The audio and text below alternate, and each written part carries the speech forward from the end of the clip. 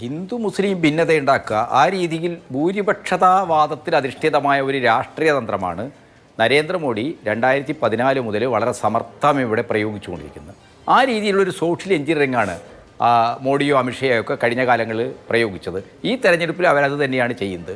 പക്ഷേ എന്താണ്, ഈ തെരഞ്ഞെടുപ്പിൽ അവർക്ക് ജനങ്ങളോട് വികസനത്തെക്കുറിച്ചൊന്നും പറയാനില്ല. ഇവിടെ ശങ്കുട്ടി ദാസ് യു.പിയിൽ ഭയങ്കരമായ ഇൻഫ്രാസ്ട്രക്ചർ ഡെവലപ്മെൻ്റ് ഉണ്ടായി, ജനങ്ങളുടെ ജീവിത ഉപാധികളിൽ വലിയ വികസനം ഉണ്ടായി എന്നൊക്കെ പറയാം. പക്ഷേ നീതി ആയോഗിൻ്റെ കണക്ക് നമ്മുടെ മുമ്പിലുണ്ട്.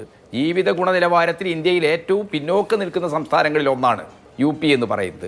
അത് ദാരിദ്ര്യ സൂചിക നോക്കിയാലും, അവിടുത്തെ പോഷകാഹാരക്കുറവുമായി ബന്ധപ്പെട്ട ശിശുമരണ നിരക്ക് നോക്കിയാലും, പ്രസവ മരണ നിരക്ക് നോക്കിയാലും, മനുഷ്യ വികസനവുമായി ബന്ധപ്പെട്ട എല്ലാ സൂചികകളിലും ഇന്ത്യയിൽ ഏറ്റവും പിന്നോക്കം നിൽക്കുന്ന സംസ്ഥാനമാണ് യോഗി ആദിത്യനാഥ് ഭരിക്കുന്ന യു.പി. ആ യു.പിയിൽ യോഗി ആദിത്യനാഥ് എന്താ ചെയ്തത്? മോഡിയും യോഗിയും ഒക്കെ കൂടി അവിടെ ഈ RLDയെ രാഷ്ട്രീയ ലോക്ദളിനെ കൂട്ടുപിടിച്ചു. പശ്ചിമ യു.പി ഒട്ടാകെ തന്നെ തങ്ങൾക്ക് വലിയ സ്വാധീനമുണ്ടാക്കാൻ കഴിയുമെന്ന് പറഞ്ഞു. ഇപ്പോൾ തെരഞ്ഞെടുപ്പിൻ്റെ ഘട്ടത്തിൽ എന്താണ്? തെരഞ്ഞെടുപ്പിൻ്റെ ഘട്ടത്തിൽ അവർക്ക് ഈ സ്വാധീനമൊന്നും പ്രകടമല്ല. ജനങ്ങൾ കാർഷിക പ്രശ്നങ്ങൾ, കാർഷിക നിയമങ്ങൾ, താങ്ങുവിലയുടെ പ്രശ്നം, ഇത്തരം നിരവധി വിഷയങ്ങൾ ഉന്നയിക്കുന്നു.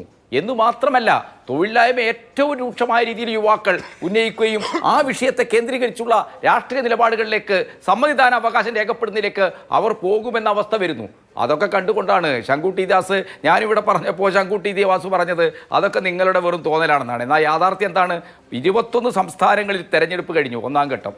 ആ 21 സംസ്ഥാനങ്ങളിലെ തെരഞ്ഞെടുപ്പ് പോളിംഗ് ശതമാനം കുറവാണെന്ന് വന്ന ഉടനെയാണ് രാജസ്ഥാനിൽ പോയിട്ട് മിസ്റ്റർ നരേന്ദ്രമോദി ഏറ്റവും ഹീനമായ ക്ഷുദ്രവികാരമുണർത്തുന്ന പ്രസ്താവന നടത്തിയത്.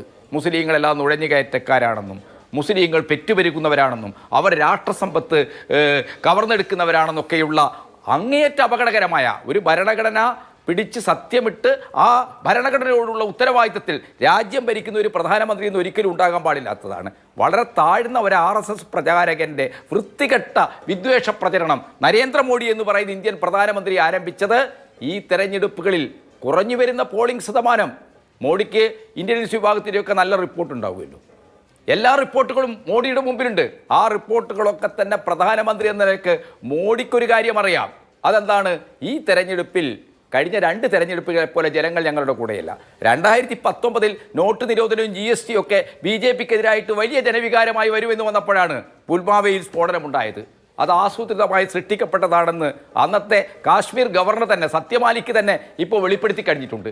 ഈ യാഥാർത്ഥ്യങ്ങൾക്കകത്ത് നിന്നുകൊണ്ടാണ് എന്താണ് പാകിസ്ഥാൻ, ഇന്ത്യയിൽ എന്താണ് കോൺഗ്രസ് ജയിക്കാൻ, ഇന്ത്യ മുന്നണി ജയിക്കാൻ പാകിസ്ഥാൻ പ്രാർത്ഥിക്കുന്നു എന്നതുപോലുള്ള അങ്ങേയറ്റം നിരുത്തരവാദപരമായ, അങ്ങേയറ്റം വിഭാഗീയതയുണ്ടാക്കുന്ന പ്രസ്താവനകൾ നരേന്ദ്രമോദി നടത്തുന്നത് ഒരു സംശയവുമില്ല.